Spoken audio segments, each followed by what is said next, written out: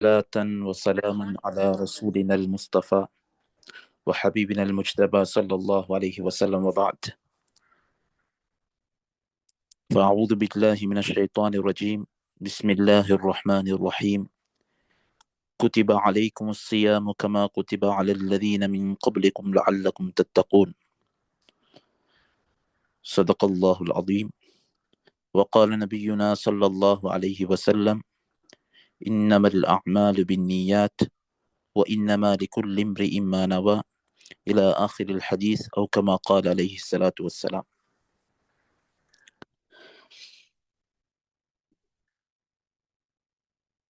நன்மைகள் அளவின்றி கொடுக்கப்படுகிற சிறப்பான மாதம் ரமதானிலே அல்லாஹுக்கு சுப்ஹானஹு வ தஆலா எங்களை வாழ வைத்திருக்கிறான். அவனுக்கு அனைத்து புகழும். அல்ஹம்துலில்லாஹ். இந்த ரமதானுடைய மாதத்தில் வெறுமனே நோன்பை மட்டும் பிடித்துச் செல்லாமல் நோன்பை எவ்வாறு பிடிக்க வேண்டும் என்று அறிந்து விளங்கி மார்க்க அறிவுடன் இந்த நோன்பை பிடிக்க வேண்டும் என்ற ஆர்வத்தோடு ஆசையோடு அனைவரும் கலந்து கொண்டிருக்கிறீர்கள். அல்லாஹு தாலா உங்களுடைய இந்த வருகையை அல்லாஹு தாலா கபூல் செய்வானாக. இதன் மூலமாக பல மடங்கு இந்த மஜ்லிஸில் கலந்து கொள்வதன் மூலமாக பல மடங்கு நன்மைகளை அல்லாஹுக்கு சுப்ஹானஹு வ தஆலா எங்கள் அனைவர்களுக்கும் தந்தருள்வானாக. இந்த பாடத்தை ஆரம்பிக்கிறதுக்கு முன்னால சென்ற பாடத்தில் பார்த்த விடயத்தோடு சம்பந்தப்பட்ட ஒரு விடயத்தை ஞாபகப்படுத்திட்டு நோன்போடு சம்பந்தப்பட்ட மசாயில்கள் சட்ட திட்டங்களை பார்த்தால் சிறப்பாக இருக்கும் என்று கருதுகிறேன். அதில் சென்ற பாடம் பார்த்த அந்த விடயத்தில் அல்லாஹுக்கு சுப்ஹானஹு வ தஆலா இந்த மார்க்க அறிவை படிப்பதற்கென்றே எங்களிடம் படைத்து வைத்திருக்கக்கூடிய 3 விதமான உறுப்புகள். அதில் முதலாவது அஸ்ஸம், அப்சார், அஃஇதா. பல இடங்களில் குர்ஆனில் இந்த விடயத்தை, இந்த நிஅமத்தை மடக்கி மடக்கி சொல்லிக் கொண்டிருக்கிறான். கேட்கக்கூடிய ஆற்றலையும் பார்க்குகின்ற ஆற்றலையும் உள்ளத்தால் சிந்திக்கக்கூடிய அந்த உள்ளத்தையும் அல்லாஹு தாலா தந்ததாக அந்த நிஅமத்தாக சொல்லி பல இடங்களிலே காட்டிக் கொண்டிருக்கிறான். இந்த விடயங்கள் இல்மை படிப்பதற்காக வேண்டி பயன்படுத்தப்பட வேண்டும் என்ற செய்தியை விரிவாக போன பாடத்தில் சென்ற பாடங்களில் பார்த்தோம். ஷரீஅத் இந்த உறுப்புகளில் யார் பருவ வயதை எத்துவதற்கு முன்னால் பார்வையை இழந்து குருடராக இருக்கிறாரோ, செவிடராக இருக்கிறாரோ, 2 உறுப்புகளையும் இழந்த நிலையிலே அவர் பருவ வயதை எத்தினால் கூட அவருக்கு நோன்பு பிடிப்பது கடமை இல்லை, அவருக்கு தொழுவது கடமை இல்லை. ஏன் ஷரீஅத் இவரை ஒரு முக்கல்லஃபாக, மார்க்க சட்டங்களை, மார்க்க கடமைகளை, தொழுகிறது, நோன்பு பிடிக்கிறது போன்ற கடமைகளை எடுத்து நடக்க வேண்டும் என்ற அந்த சுமையை இவர்களுக்கு சுமத்தவில்லை. ஏனென்றால் இதனை அறிந்து கொள்ளக்கூடிய ஆற்றல் அவர்களிடம் இல்லை. இவர்களிடம் அறிந்து கொள்ளக்கூடிய அந்த ஆற்றல் இல்லாததனால் இவர்களை முக்கல்லஃபாக, மார்க்க சட்டங்களை வாழ்க்கையில் எடுத்து நடக்கும் அந்த சுமையை சுமத்தப்பட்ட ஒரு நபராக ஷரீஅத் இவர்களை பார்க்கவில்லை. அதனால் எங்களுக்கு அல்லாஹு தஆலா இந்த பாக்கியங்களை தந்திருக்கிறான் என்றிருந்தால், பார்க்குகின்ற ஆற்றலை தந்திருக்கிறான், கேட்குகின்ற ஆற்றலை தந்திருக்கிறான் என்றிருந்தால், நாங்கள் இவைகளை பயன்படுத்தி மார்க்கத்தை சிறந்த முறையிலே விளங்கிக் கொள்வதற்கான முயற்சிகளிலே ஈடுபட வேண்டும். அல்லாஹு தஆலா எங்கள் அனைவர்களுக்கும் மார்க்கத்தை படித்து அமல் செய்த கூட்டத்திலே ஆக்கி அருள்வானாக. இன்றைக்கு படிக்க இருக்கிற பாடம் நோன்போடு சம்பந்தப்பட்ட பாடத்தில் நோன்பு பிடிப்பதற்கு தகுதியான நபர்கள் யார், யாருக்கு ரமதானுடைய மாதத்தில் ரமதானுடைய அந்த ஃபர்லான நோன்பு கடமையாக இருக்கும், அது இல்லாமல் இதர நோன்புகளை பிடிப்பதாக இருந்தாலும், சுன்னத்தான நோன்புகளை பிடிப்பதாக இருந்தாலும் அவர்களுக்கு யார் யாருக்கு இந்த நோன்பை பிடிக்கலாம், பிடிப்பதற்கு தகுதி இருக்கிறது, அவர்களுக்கான நிபந்தனைகள் என்ன என்றதை முதல் கட்டமாகவும், இரண்டாவது கட்டமாக நோன்புடைய வகைகள் என்ன, சுன்னத்தான நோன்பு பிடிக்கிறது, வாஜிபான நோன்புகள் இருக்கிறது. அதே போன்று நோன்பு பிடிக்கிறது ஹராமான காலங்கள் இருக்கிறது, நோன்பு பிடிக்கிறது சுன்னத்தானவைகள் இருக்கிறது, அதே போன்று நோன்பு பிடிப்பது மக்ரூஹான நாட்கள் இருக்கிறது. இந்த மாதிரி விடயங்களையும் சுருக்கமாக பின்வரக்கூடிய பாடங்களில் பார்ப்போம். அதற்கு பின்னால் நோன்பை முறிக்குகின்ற காரியங்கள், நோன்பை என்னென்ன காரியங்களால் நோன்பு பாத்திலாகவிடும், முறிந்து போய்விடும், எங்களால் அதனை தொடர முடியாமல் சென்றுவிடும், அப்படியான காரணிகள் என்ன என்பதையும், அதற்கு பின்னால் நான்காவது தலைப்பாக நோன்பு பிடித்தவர்கள் நோன்பிலே செய்யக்கூடிய செயற்பாடுகள் என்ன என்ன என்பது விடயங்களையும், அது நோன்பு பிடித்து கொண்டு நோன்பில் செய்யக்கூடிய செயற்பாடுகள்ல சுன்னத்தான விடயங்கள் என்ன இருக்கிறது, அந்த நோன்பு பிடிச்சு கொண்டு செய்யறது மக்ரூஹான விடயங்கள் என்ன இருக்கிறது, நோன்பு பிடிச்சு கொண்டு செய்யறது ஹராமான விடயங்கள் என்ன இருக்கிறது, நோன்பு பிடித்து கொண்டு இன்னென்ன விடயங்களை செய்யலாம், இது முபாஹ் ஆகுமாக்கப்பட்டது என்று இருக்கக்கூடிய விடயங்கள் என்ன என்ற விடயங்கள், இந்த 4 விதமான தலைப்புகளை மையப்படுத்தி நாங்கள் இந்த நோன்புடைய பாடத்தை பார்த்துவிட்டு இறுதியாக இஅ்திகாஃபோடு சம்பந்தப்பட்ட மஸ்அலாக்கள் இருக்கிறது, இஅ்திகாஃப் இருக்கிறது, இந்த சம்பந்தப்பட்ட மஸ்அலாக்களையும் இன்ஷா அல்லாஹ் இறுதியாக நாங்கள் பார்ப்போம். இந்த நோன்போடு சம்பந்தப்பட்ட இந்த 4 விடயங்களையும் நாங்கள் பார்க்கிறதுக்கு முன்னால், இந்த நோன்போடு சம்பந்தப்பட்ட இந்த நோன்பு எப்பொழுது கடமையாகப்பட்டது, நோன்புடைய சிறப்புகள் சம்பந்தப்பட்ட விடயங்கள், அதே போன்று நோன்புண்டால் என்ன என்றது சம்பந்தப்பட்ட விடயங்களை பார்த்து விட்டு இன்ஷா அல்லாஹ் இந்த நோன்பு பிடிப்பதற்கு தகுதியானவர்கள், அதற்கான நிபந்தனைகள் பெற்றவர்கள் யார் என்ற விடயத்தை நாங்கள் சொல்லுவோம். நாங்கள் பொதுவாக ஷரியத்துடைய இல்மை படிக்கக்கூடியவர்கள் பொதுவாக அவங்களிடத்தில் பேன கொப்பி இருக்க வேணும். இல்லாதவர்கள் எழுதுறதற்கு முடியுமாக இருந்தால் அந்த விடயங்களை எழுதி கொள்வதற்கான முயற்சிகளில் ஈடுபடுங்க. அல்லாஹுக்கு சுப்ஹானஹு வ தஆலா குர்ஆன்ல கூட நூன் வல் கலம் என்று பேனையின் மீது சத்தியம் செய்து சொல்லியிருக்கிறான். எங்களுடைய மார்க்கத்தில் எழுதுறதற்கு மிக முக்கியத்துவம் கொடுத்திருக்கிறது. வல் கலம் ஒமா யஸ்துரூன், எழுதக்கூடிய அந்த ஏடுகள், இவைகள் மீதெல்லாம் சத்தியம் செய்யப்பட்டிருக்கிறது. என்றால் நாங்கள் செய்யக்கூடிய வார்த்தைகளை எழுதி வைத்தால் தான் இன்னும் புரியக்கூடிய விகிதம் கூடும். அதனால் நாங்கள் எல்லாரும் எழுதுறதற்கான ஒரு முயற்சியை செய்வோம். ஏண்டியவர்கள் கொப்பியை வச்சு கொள்வோம் கையில, பேனையால் சொல்லக்கூடிய விஷயங்களை ஏண்டிய அளவுக்கு எழுதுவோம். தவறுகிற விடயங்கள் பின்னால இந்த பதிக்கப்பட்ட பதிப்புகளை பார்த்து, வீடியோக்களை பார்த்து, திருப்பி நாங்கள் ரெக்கார்டுகளை பார்த்து திருப்பி இன்னொரு கதை மீள் பரிசீலனை செய்து நாங்கள் அதனை எழுதி கொண்டால் மிச்சமே பிரயோஜனமாக இருக்கும். அதான் இல்மை பத்தி சொல்லுவாங்க, அல் இல்மு ஸைதுன் வல் கிதாபத்து கைதுஹு. மார்க்க அறிவு என்பது ஒரு வேட்டை பிராணியை மாதிரி. வேட்டை பிராணிய ஒருவர் சிரமத்தோட கஷ்டத்தோட போயிட்டு பிரிச்சு கொண்டு வருவார். அவர் வச்சு அதை கட்டி போடாட்டி இவ்வளோ கஷ்டப்பட்டதற்கும் அர்த்தம் இல்லாமல் போய் ஓடிவிடும். இதே மாதிரித்தான் கஷ்டப்பட்டு நேரங்களை செலவழிச்சு நாங்கள் இந்த மார்க்க அறிவை படிக்கிறதற்காக வேண்டி அமர்ந்திருக்கிறோம். இவ்வளவு நேரம் செலவழிச்ச இந்த நேரங்களும் எங்களுக்கு பிரயோஜனமாக ஆகணும் என்றால் இதை நாங்கள் எழுதி வைக்கணும். எழுதி வைத்தால்தான் அது திருப்பி எங்களுக்கு ஞாபகப்படுத்திக் கொள்வதற்கும் எங்களை வாழ்க்கைகளை அதை நடைமுறைப்படுத்துவதற்கும் அது உதவியாக இருக்கும். அதில் முதலாவது நோன்பு என்று சொல்றது. நோன்பு என்று சொல்வது பொதுவாக இந்த அரபு வார்த்தையில் அஸ்ஸௌம் அல்லது சியாம் என்று சொல்லுவார்கள். அரபியில் சௌம் சியாம் என்று சொல்லுவாங்க. குர்ஆன்லையும் அல்லாஹு தஆலா குதிப அலைக்குமுஸ் சியாமு, நோன்பு கடமையாக்கப்பட்டது என்று சொல்லியிருக்கிறான். சியாம் என்ற வார்த்தை பிரயோகிக்கப்பட்டிருக்கிறது. நோன்பு என்று சொல்றது சியாம் அல்லது சௌம் என்றதுடைய மொழி அர்த்தம் தடுத்து கொள்ளுதல் என்கின்ற அர்த்தத்தை உள்ளடக்கியது. ஒரு விஷயத்தை நாங்கள் எதை விஷயத்தை தடுத்து கொண்டாலும் அதுக்கு அந்த அரபியில் அத சௌம் என்று சொல்லலாம்.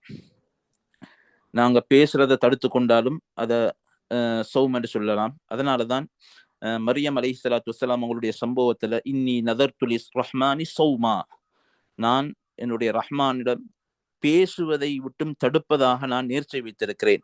இப்ப மௌன விரதம் என்ற ஒரு அமைப்பு அந்த காலத்தில் இருந்தது, பேசாமல் இருக்கிறது. என்று அல்லாஹுக்காகவே நான் இதிலிருந்து இதுவரங்காட்டி பேசாமல் இருக்கிறேன் என்று நேர்ச்சி வச்சு இருக்கிறது. அந்த காலத்தில் இந்த எங்களோட சரியத்திலே இல்லை. இந்த ஒரு அந்த அந்த அந்த இடத்துல வந்திருக்கக்கூடியது சௌமா என்றது தடுத்து கொள்ளுதல் என்ற அர்த்தத்தில் வந்திருக்கிறது. ஷரீஅத்துல, குர்ஆன்ல, வேற எங்கேயாவது சுன்னால ஷரீஅத்துல நாங்க இப்ப நாடுகிற இந்த சௌம் சியாம் இந்த நோன்பை கொண்டு அர்த்தம் அல்லாஹ்வால் தடுக்கப்பட்ட என்னென்ன விடயங்களை எல்லாம் நோன்பை முறிக்கும் என்று ஷரியத்துங்களை சொல்லியிருக்கிறதோ அத்துணை விடயங்களையும் விட்டும் நாங்கள் தவிர்ந்திருத்தல். எந்த காலத்தில்? மின் துலூஇல் ஃபஜ்ரி இலா குரூபி ஷம்ஸ், சூரியன் உதித்ததிலிருந்து, சூரியன் உதிக்கிறது இது ஃபஜ்ர் உதிக்கிறதிலிருந்து, அதாவது சுபஹுடைய நேரத்தில் இருந்து சூரியன் உதிக்கிறதல்ல ஃபஜ்ர். அப்ப இரவு உடைய நேரம் முடிந்து சுபஹுடைய நேரம், அப்ப முதல் கட்டமாக சூரியனுடைய வெளிச்சம் வந்து இரவை பிளக்குகின்ற இந்த நேரத்துக்கு தான் ஃபஜ்ர் என்று சொல்லுவார்கள். அதாவது சுபஹுடைய அதானுடைய அந்த நேரம். அந்த சுபஹுடைய அதானுடைய நேரத்திலிருந்து மக்ரிபுடைய அதானுடைய நேரம் வரைக்கும் என்னென்ன விடயங்கள் எல்லாம் நோன்பை முறிக்கக்கூடிய காரியங்களாக இருக்கிறதோ அத்துணை விடயங்களிலிருந்தும் நாங்கள் நீயத்தோடு, இதற்கு குறிப்பான நீயத் இருக்குது. அதை ஃபர்லான நோன்பாக இருந்தால் நீயத் இரவு நேரத்தில் வைக்கணும். சுன்னத்தான நோன்பாக இருந்தால் நீயத்தை லுஹருக்கு முன்னால வைத்து விடலாம். ஆனால் நோன்பை முறிக்கக்கூடிய காரியங்கள் எந்த ஒன்றையுமே செய்திருக்க கூடாது.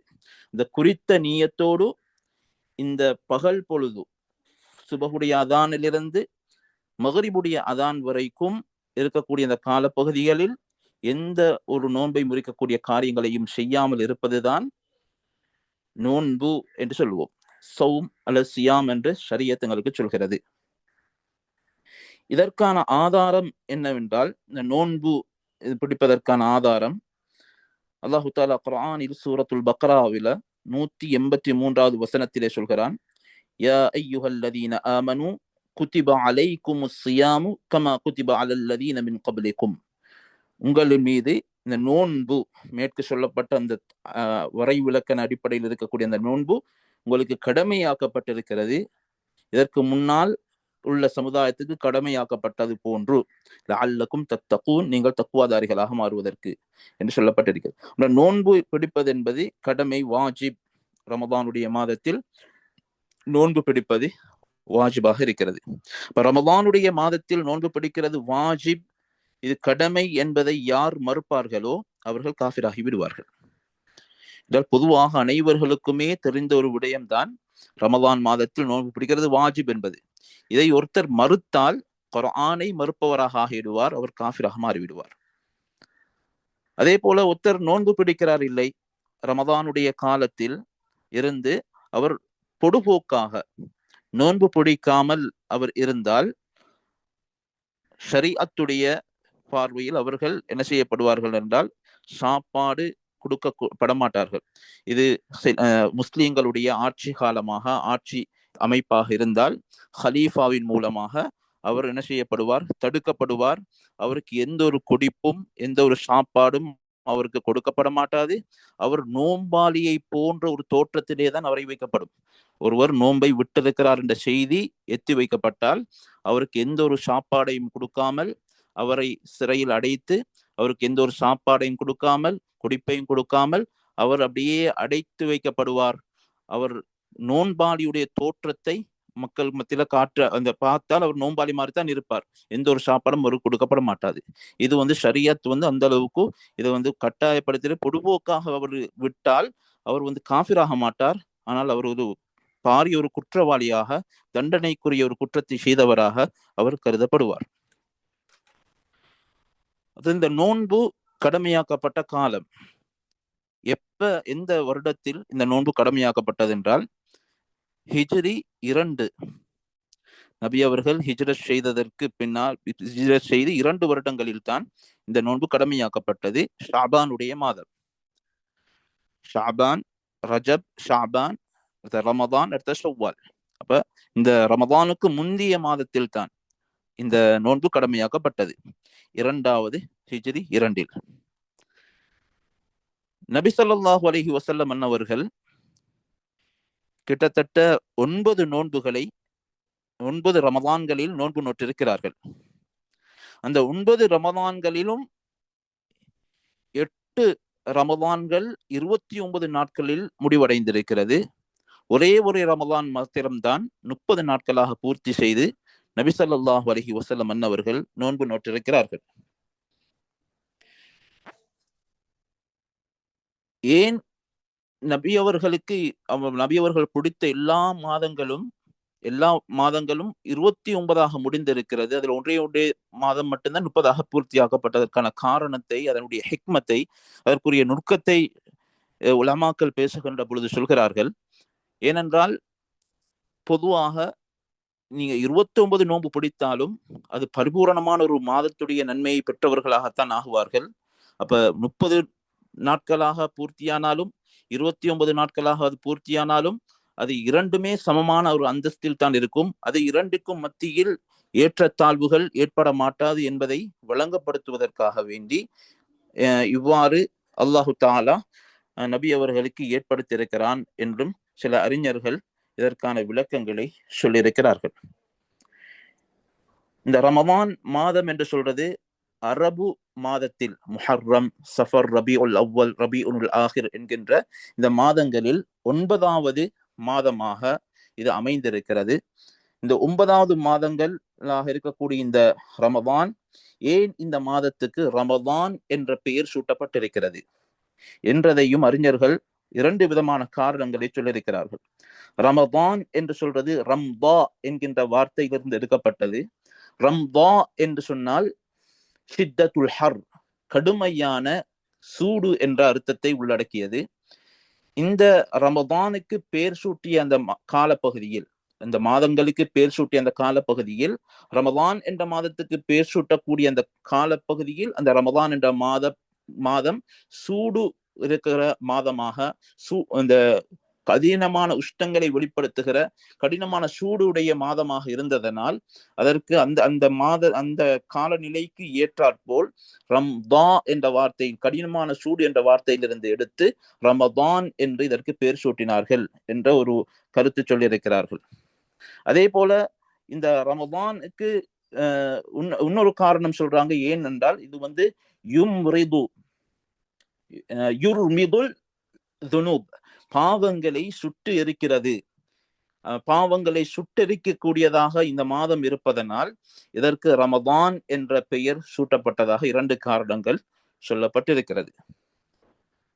அதே போல இந்த ரமதான் மாதத்தில் பொதுவாக நோன்பு பிடிப்பதனுடைய சிறப்பு என்ன? நோன்பு பிடிக்கிறதுடைய சிறப்பு ஏராளமாக சொல்லப்பட்டிருக்கிறது. அதில் குர்ஆன் உடைய வசனம் சூரத்துல் ஹாக்கா 24வது வசனத்திலே அல்லாஹு தஆலா சொல்கிறான், வலக்கரத்தில் பட்டோலை கிடைத்த நல்லடியார்கள் இவர்களை பார்த்து சுவர்க்கத்தில் இருக்கும் பொழுது அவர்களை பார்த்து சொல்லப்படும், குலு வஷ்ரபு ஹனீஅம் பிமா அஸ்லஃப்தும் ஃபில் அய்யாமில் ஹாலியா. குலு வஷ்ரபு, உண்ணுங்கள், பருகுங்கள், ஹனீஅன் என்று சொன்னால் உலகத்தில் தான் சில சாப்பாடுகளை சாப்பிட்டு கொண்டு கூடுதலாக சாப்பிட்டால் உடலுக்கு ஆபத்து ஏற்படும். அந்த உடலுக்கு எந்த ஒரு ஆபத்தையும் விளைவிக்காத அமைப்பிலே நீங்கள் அதிகமாக உண்ணுங்கள், பருகுங்கள் என்று அல்லாஹ் தஆலா சொல்லுவான். ஏன் காரணம்? பிமா அஸ்லஃப்தும் ஃபில் அய்யாமில் ஹாலியா, முன்னைய காலத்தில் நீங்க உலகத்திலே வாழுகின்ற பொழுது நீங்கள் நோன்பு பிடித்திருப்பதன் காரணமாக நீங்கள் செய்த அமல்கள் என்று சொல்லிட்டு பொதுவாக தஃசீர்கள் சொல்லியிருந்தாலும் வக்கீ ரஹிமஹுல்லா இன்னும் பல அறிஞர்கள் இந்த ஐயாமுல் ஹாலியாவுக்கு தஃசீர் செய்யக்கூடிய நேரம் ஐயாமுஸ் ஸௌம், நோன்புடைய அந்த காலங்களில் நீங்கள் நோன்பு நோட்டிருந்தீர்கள், அதனால் இங்கு நீங்கள் உண்ணுங்கள், பருகுங்கள் என்று அவர்களை பார்த்து சொல்லப்படும் என்று சொல்லப்பட்டிருக்கிறது. அதே போல சூரத்துல் அஹ்ஸாபில் 35வது வசனத்திலே அல்லாஹு தஆலா சில நல்லடியார்கள், சாலிஹூன்கள் பத்தி அப்படியே வர்ணிச்சு கொண்டே போகிறான். இன்னல் முஸ்லிமீன வல் முஸ்லிமாத்தி வல் முஃமினீன வல் முஃமினாத்தி வல் கானிதீன வல் கானிதாத்தி வஸ் ஸாதிகீன வஸ் ஸாதிகாத் ஈமான் கொண்டவர்கள், அதே போன்று அல்லாஹுக்கு வழிபடுகின்றவர்கள், சதகாக்களை கொடுக்குகின்றவர்கள், பொறுமையாக இருப்பவர்கள் என்று சொல்லி அப்படி நோன்பு நோட்கின்றவர்கள் என்றெல்லாம் சொல்லி இவர்களுக்கு என்ன அல்லாஹு தாலா தயாரித்து வைத்திருக்கிறான் என்றால், அல்லாஹு தாலா இவர்களுக்கு பாவ மன்னிப்பையும் உயர்ந்த சுவர்க்கத்தையும் பிரமாண்டமான அந்த கூலியை சுவர்க்கத்தையும் அல்லாஹு தாலா தயார் செய்து வைத்திருக்கிறான் என்று சொல்லியிருக்கிறான். அதே போல ஹதீஸுல் குதுசியில் அல்லாஹு தாலா சொல்வதாக நபி அவர்கள் எங்களுக்கு இந்த ஹதீஸை பதிவு செய்திருக்கிறார்கள். குல்லு ஹசனத்தின் பி அஷ்ரி அம்சாலிஹா, எல்லா நன்மைகளும் நன்மைக்குரிய காரியங்களும் அது 10 மடங்குகளாக பெருக்கப்பட்டு, அந்த 10 மடங்குகள் 700 மடங்குகளாக பெருக்கப்பட்டு அவர்களுக்கு வழங்கப்படும் கூலிகள் வழங்கப்படும். இல்ல சியாம், 700 மடங்குகளாக அவர்களுக்கு பெருக்கப்பட்டு வழங்குவது அவருடைய இஹ்லாஸ், அவர் அந்த விடயங்களை உரிய முறையிலே விளங்கி திறன்பட செய்ய அதற்கான கூலிகள் பல மடங்காக்கி கொடுக்கப்பட்டு கொண்டே போகும். இப்படி பல மடங்காக 700 மடங்குகளாக பெருக்கப்பட்டு அனைத்து விதமான நன்மைகளும் கொடுக்கப்படும். இல்ல சியாம், நோன்பை தவிர என்று சொன்னாங்க. நோன்பு என்றது ஃபஹுவலி, இந்த நோன்பு என்பது எனக்குரியது, வ அன அஜ்ஸீ பிஹ், நானே அதற்கான கூலியை கொடுக்குகிறேன் என்று அல்லாஹு தாலா சொல்வதாக நபி அவர்கள் எங்களுக்கு ஹதீஸுல் குதுசியிலே எங்களுக்கு பதிவு செய்திருக்கிறார்கள். ஆரம்பத்தில் நாங்கள் சென்ற பாடங்களிலும் இதில் ஞாபகப்படுத்தினோம். இந்த கூலி என்பதை எங்களால் அறிந்து கொள்ள முடியாது, எங்களால் விளங்கிக் கொள்ள முடியாத அளவுக்கு பிரமாண்டமான கூலியை அல்லாஹு தாலா இந்த நோன்பை பிடிப்பதிலே வைத்திருக்கிறான். அதே போல இன்னொரு ஹதீஸிலே, புகாரி முஸ்லிம்லே பதிவு செய்யப்பட்டிருக்கக்கூடிய ஒரு ஹதீஸ், நபி அவர்கள் சொன்னார்கள், லிஸ்ஸாஇமி ஃபர்ஹத்தான், நோன்பாளிக்கு 2 விதமான சந்தோஷங்கள் இருக்கிறது. இதா அஃப்தர ஃபரிஹ, எப்பொழுது நோன்பை திறக்குகிறாரோ அப்பொழுது அவர் சந்தோஷப்படுகிறார், அது அவர் உலகத்திலே பெறுகிற சந்தோஷம். வ இதா லகியல்லாஹ, எப்பொழுது அவர் மரணித்து அல்லாஹ்வை சந்திக்க வருகிறாரோ அப்பொழுது ஃபரிஹ பிஸௌமிஹி, உலகத்திலே நான் நோன்பு நோற்றதை நினைத்து அவர் சந்தோஷப்படுவார், அங்கு அது ஆகிரத்திலே கிடைக்குகிற சந்தோஷம். அதே போல இன்னும் சில அறிவிப்புகளில் தைலமி இல்ல பதிவு செய்யப்பட்டிருக்கிறது. தைலமி ரஹிமஹுல்லா அவர்கள் ஹதீஸ பதிவு செஞ்சிருக்கிறாங்க. அவங்க சொல்லக்கூடிய ஹதீஸ், சம்து ஸாயிமி தஸ்பீஹுன், ஒரு நோன்பாளி மௌனமாக இருப்பது ஒரு தஸ்பீஹ். வ நௌமுஹு இபாதத்துன், அவர் தூங்குவது கூட இபாதத்.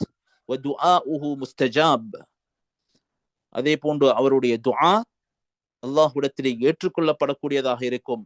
வ அமலுஹு முதாஅஃப், அவர் செய்யக்கூடிய ஒவ்வொரு அமல்களும் பல மடங்குகளாக பெருக்கப்பட்டு நன்மைகள் வழங்கப்படும் என்று சொல்லப்பட்டிருக்கிறது.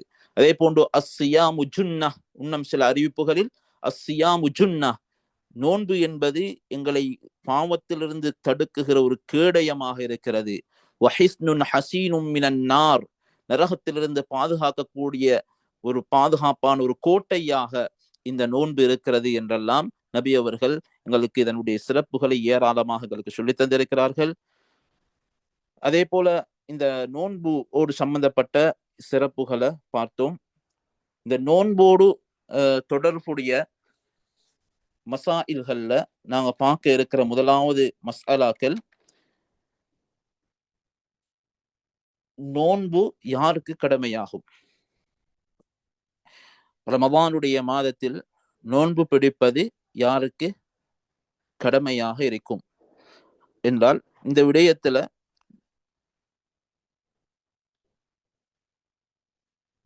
இதுக்கு சொல்லுவாங்க ஷுரூத்து வுஜூபி ஸௌம், இன்னொன்று இருக்குது அர்கானு ஸௌம். ஷுரூத்து வுஜூபி ஸௌம், அர்கானு ஸௌம்,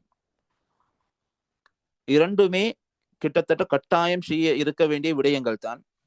நோன்பு பிடிக்கக்கூடியவர் மேற்கொள்ள வேண்டிய கட்டாயம் செய்ய வேண்டிய சில விஷயங்களுக்கு ஃபர்தான விடயங்கள், ஃபராயிது ஸௌம் என்று சொல்லுவாங்க, நோன்புடைய ஃபர்துகள், கடமைகள். நோன்புடைய அந்த கடமைகளில் கடமையான அந்த விஷயங்களை பார்க்கறதுக்கு முன்னால நோன்பாளி செய்ய வேண்டிய சில நிபந்தனைகள் இருக்கிறது. நோன்பாளி நோன்பு பிடித்ததோடு செய்யக்கூடிய கடமைகள் அர்கான்கள் சொல்லுவாங்க. நாங்க தொழுகையை எடுத்துக்கொண்டாலும் அர்கானு சலா, ஷுரூத்து சலா என்று இரண்டாக பிரித்து பார்ப்போம். இப்ப தொழுகைக்கு இருக்க வேண்டிய ருக்குன்கள், அர்கான்கள், ஃபர்துகள். அப்ப தொழுகைக்குள்ளுக்கு செய்ய வேண்டிய கடமைகளுக்கு அர்கானு சலா என்று சொல்லுவோம். தொழுகைக்கு முன்னால் அவர் செய்திருக்க வேண்டிய, கட்டாயமாக செய்திருக்க வேண்டிய விஷயங்களுக்கு ஷுரூத்து சலா என்று சொல்லுவோம். இப்ப தொழுகைக்கு முன்னால் அவர் உது எடுத்திருக்க வேண்டும், அவர் சுத்தமாக இருக்க வேண்டும், ஆடைகளால் தனது அவுரத்துகளை மறைச்சிருக்க வேண்டும் என்ற இந்த விடயங்களுக்கு ஷுரூத்து ஸலா என்று சொல்லுவோம்.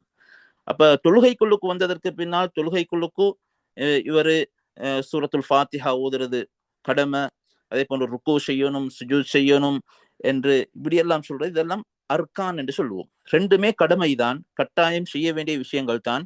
ருக்னுக்கும் அர்கான்களுக்கும் ஷுரூத்துக்கும் உள்ள வித்தியாசம், அர்கான்கள் என்று சொல்றது தொழுகைக்குள்ளால் கட்டாயம் செய்ய வேண்டிய விஷயங்கள், அல்லது ஃபர்தான் அந்த இபாதத்துக்குள்ளால் கட்டாயம் செய்ய வேண்டிய விஷயங்கள்.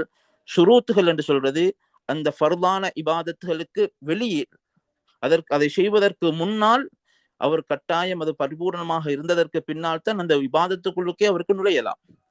அப்ப அந்த இபாதத்துக்குள்ளுக்கு நுழைகிறதற்கான தகுதி பெற்றிருக்க வேண்டும், அதற்கான நிபந்தனைகள் பெற்றிருக்க வேண்டும் என்றது இதுவும் கட்டாயம் செய்ய வேண்டியது. ஆனால் அந்த இபாதத்துக்கு முன்னால் அவர் பேணப்பட்டு அவரிடத்தில் இருக்க வேண்டும். அந்த இபாதத் முடியங்காட்டியும் அந்த சுருத்துகள் இருக்கணும்.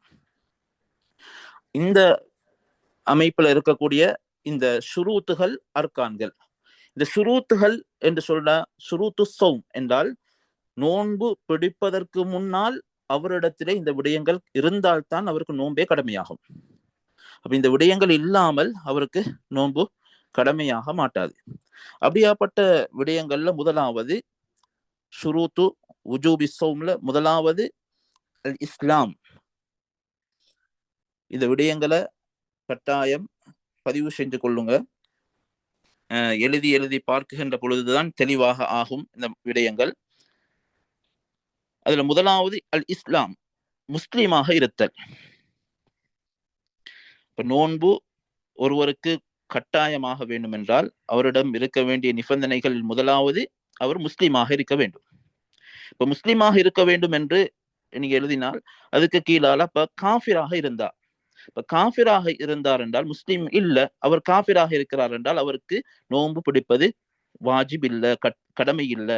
அவர் நோன்பு பிடிக்க வேண்டும் என்ற அந்த வேண்டப்பட மாட்டார். என்றால் அவர் இஸ்லாம் இருந்தால்தான், முஃமினாக இருந்தால்தான், கலிமா சொல்லி இருந்தால்தான் அவருக்கு நோன்பு பிடிச்சால் சிஹத் ஆகும்.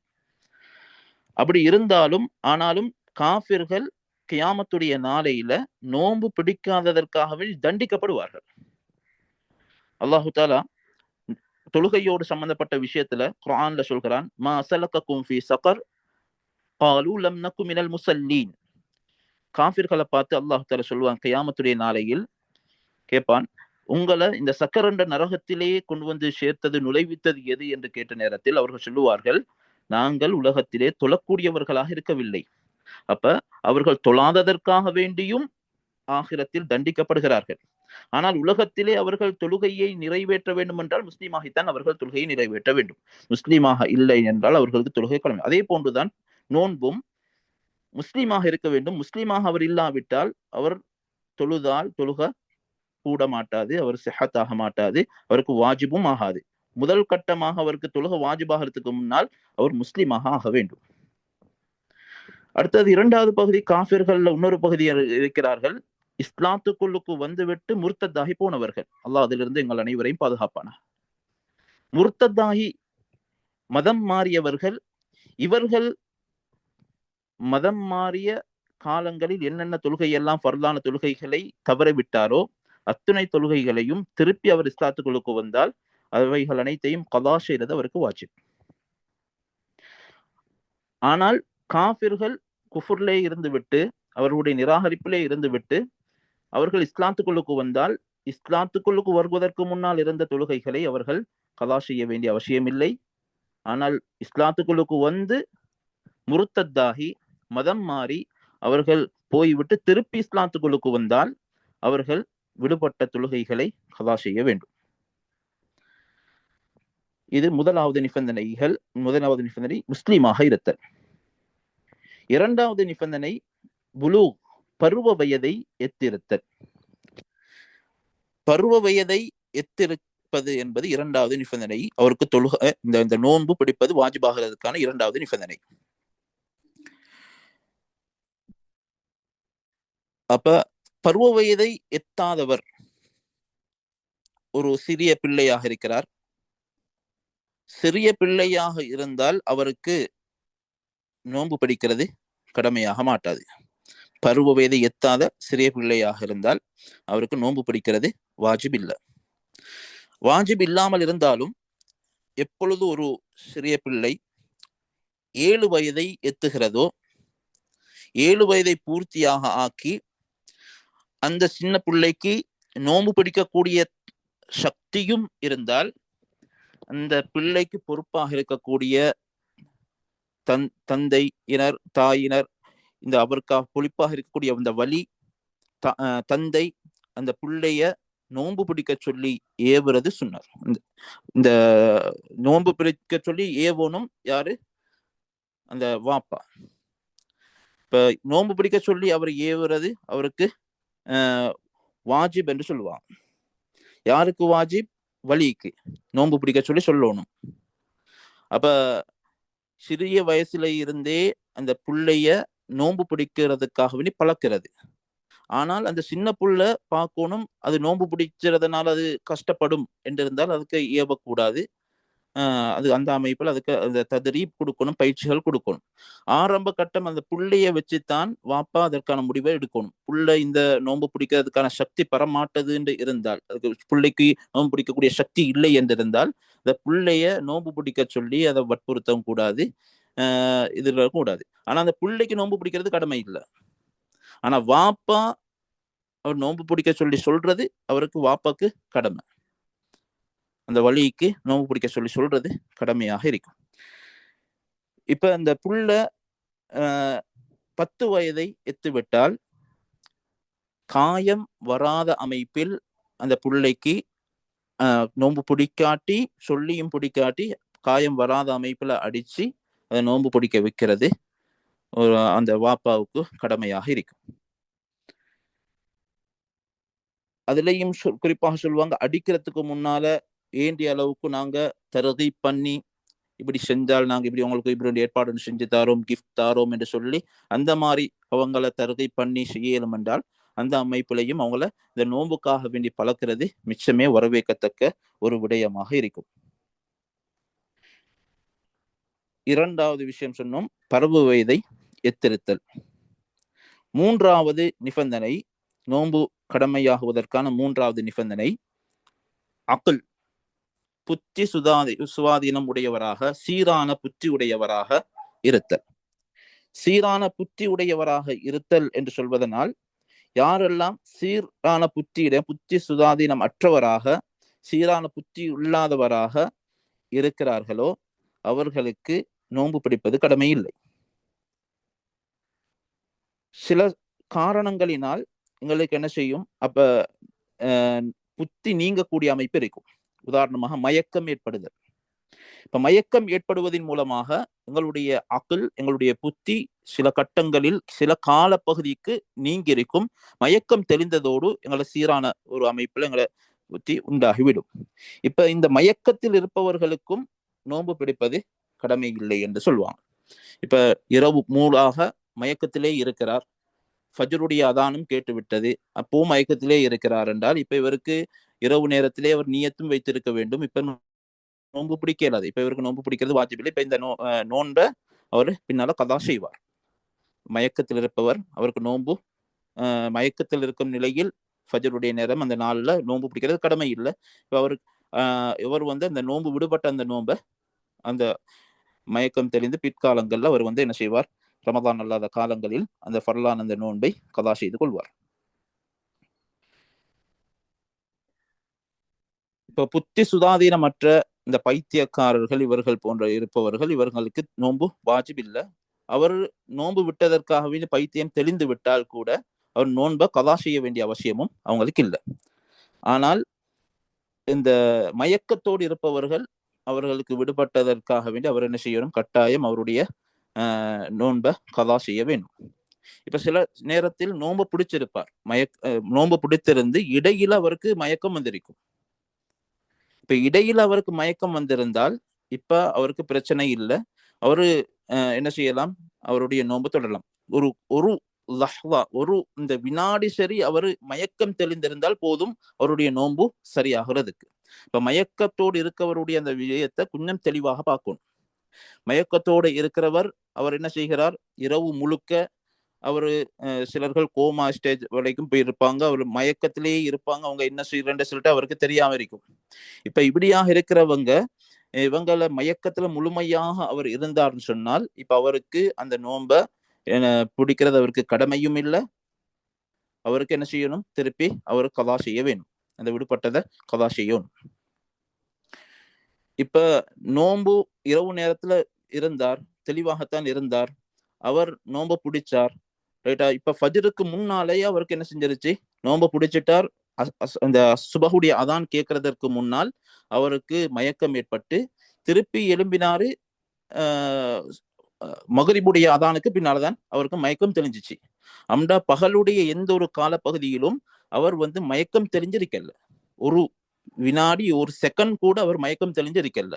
இப்படியாக ஒருத்தர் இருந்தார்னு சொன்னால் இப்ப இவருடைய நோன்பு கூடாது, இவர் திருப்பி இந்த நோன்பை திருப்பி கதா செய்ய வேண்டும்.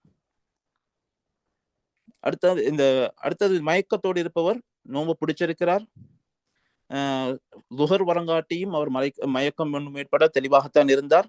துஹர் தொழுகைக்கு பின்னால் அவருக்கு மயக்கம் ஏற்பட்டது, இஷா தொழுகைக்குத்தான் மயக்கம் தெளிஞ்சிச்சு என்றிருந்தால் இப்ப இவருடைய நோன்பும் கூடும். ஏனென்றால் பகலுடைய காலப்பகுதியில ஒரு சில பகுதி கால நேரம் அவர் தெளிவாக இருந்திருக்கிறார்.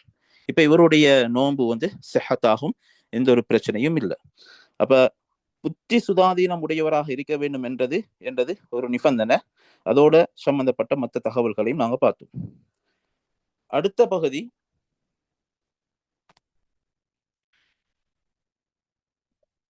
நான்காவது நிபந்தனை, அல் குத்ரத்து அல ஸௌம், நோன்பு பிடிப்பதற்கு அவருக்கு சக்தி இருக்க வேண்டும். நோன்பு பிடிக்கிறதற்கு சக்தி இருக்க வேண்டும் என்றால் அப்ப நோன்பு பிடிக்கிறதுக்கு சக்தி இல்லாதவருக்கு நோன்பு கடமை இல்லை. இப்ப நோன்பு பிடிக்கிறதுக்கு சக்தி இல்லாதவர்கள் என்றது இரண்டு அமைப்பில் எங்களுக்கு பார்க்கலாம். ஒன்னாவது, எங்களுக்கு பார்த்தானக்கே அவங்கள விளங்குது இவருக்கு சக்தி இல்லாதவர், எங்களை கண்ணால பார்த்தானக்கே விளங்குது இவருக்கு சக்தி இல்லை. ஒன்றோ இவர் வயோதிபத்தை அடைஞ்சிருக்கிறார். சில நேரம் வயோதிபத்தை அடைஞ்சதுக்கு பின்னால உங்களுக்கு நோன்பு பிடிக்க இயலாது, மிக சிரமம். அது எங்களுக்கு கண்ணால பார்த்தனைக்கே விளங்கக்கூடிய விஷயங்கள், சக்தி இல்லை என்பது கண்ணால பார்த்தே விளங்குகிறோம். அதே போல சிலர்களுக்கும் நிரந்தரமான நோயுடையவர்களாக இருப்பாங்க.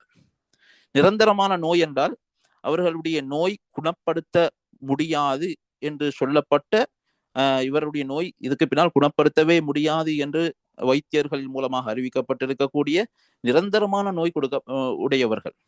இப்ப இவர்களுக்கும் நோன்பு விட்டா கதா செய்யறதற்குரிய வாய்ப்பே இல்லை. என்ற இவர் நிரந்தரமாகவே நோயோட தான் இருக்க போறார். அந்த நோயில அவருக்கு நோன்பு பிடிக்கிறது சிரமமான ஒரு நோய். இப்படியான ஒரு நோய் நிரந்தரமான ஒரு நோயாக இவரால் பீடிக்கப்பட்ட ஒருவராக இருக்கிறார், அல்லது வயோதிபத்தை அடைஞ்சிருக்கிறார். இப்ப இவங்களுக்கு நோன்பு பிடிக்கிறது கடமை இல்லை. ஆனால் இவர்கள் நோன்பை பிடிக்காததற்காக வேண்டி ஃபித்யா, இந்த ஒரு முத்து, ஒவ்வொரு நாள் நோன்புக்கும் ஒரு முத்து அரிசி நாங்க சதக்கா கொடுக்கறது கட்டாயம். அவங்களுக்கு அவங்களோட ஒவ்வொரு நாளுக்கும் ஒவ்வொரு முத்து சதக்கா கொடுக்க வேண்டும். அது 30 நாளுக்குரியதையும் கடைசிக்கு எல்லா 30 நாளையும் சேர்த்து ஒட்டுமொத்தமாக ஒருத்தருக்கு கொடுத்தாலும் பரவாயில்லை.